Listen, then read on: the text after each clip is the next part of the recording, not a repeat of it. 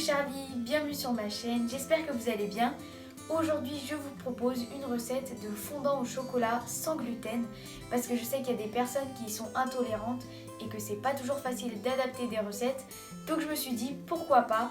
C'est une recette facile et accessible à tous, donc allez-y, lancez-vous.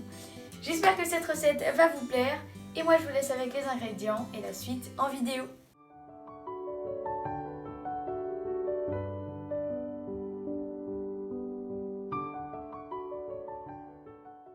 Donc pour votre fondant au chocolat sans gluten, vous aurez besoin de 120 g de beurre, 115 g de sucre, 30 g de maïzena, 4 œufs et 200 g de chocolat noir pâtissier. Pour commencer, vous faites fondre votre chocolat et votre beurre au bain-marie.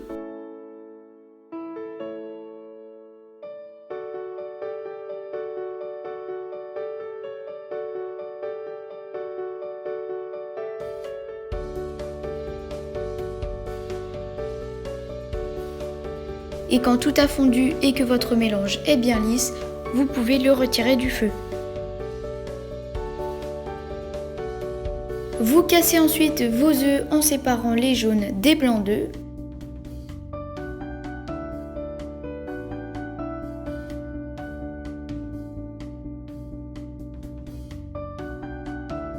Vous mettez les blancs de côté et vous ajoutez le sucre au jaune. Vous fouettez.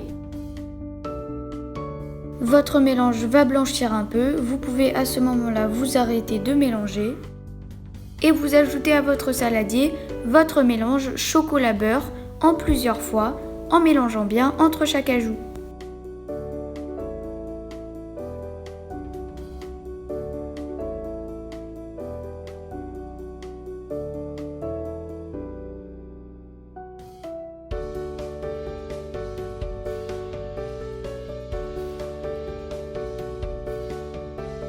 Et quand vous avez bien tout incorporé, vous reprenez vos blancs et vous les montez en neige.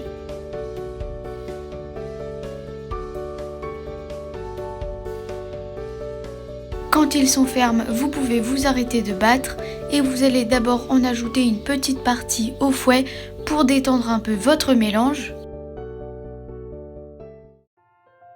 Et le reste, vous l'ajouterez délicatement à la spatule.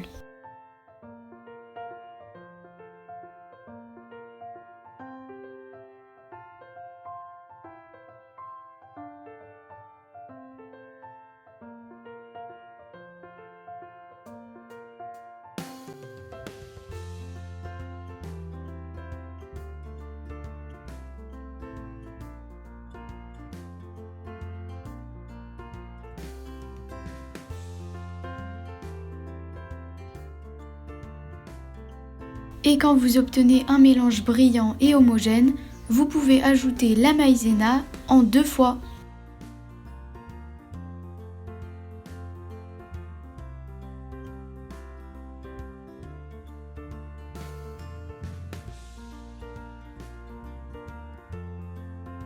La pâte est prête. Vous la versez donc dans un moule rond d'environ 20-25 cm de diamètre.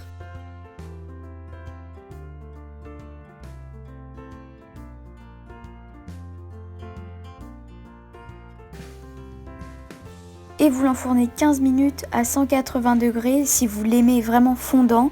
Mais vous pouvez très bien aussi préférer un gâteau plus moelleux que fondant. Et à ce moment-là, vous pourrez mettre plutôt 20 minutes à 180 degrés. À la sortie du four, vous le laissez refroidir et vous pouvez le démouler et éventuellement le saupoudrer de sucre glace pour la déco. Donc regardez, là je vous coupe une part pour vous montrer un peu. Donc on voit pas forcément très bien, mais là il est plutôt fondant. Je l'ai laissé que 15 minutes parce que je l'aime comme ça, mais comme je viens de le dire, n'hésitez pas à le laisser un peu plus longtemps si vous le préférez plus cuit. Et voilà les amis, la recette du fondant au chocolat sans gluten est terminée. Donc comme d'habitude, si ça vous a plu, n'hésitez pas à liker la vidéo et à vous abonner à ma chaîne YouTube. Et moi je vous dis bon appétit à tous et à mercredi prochain.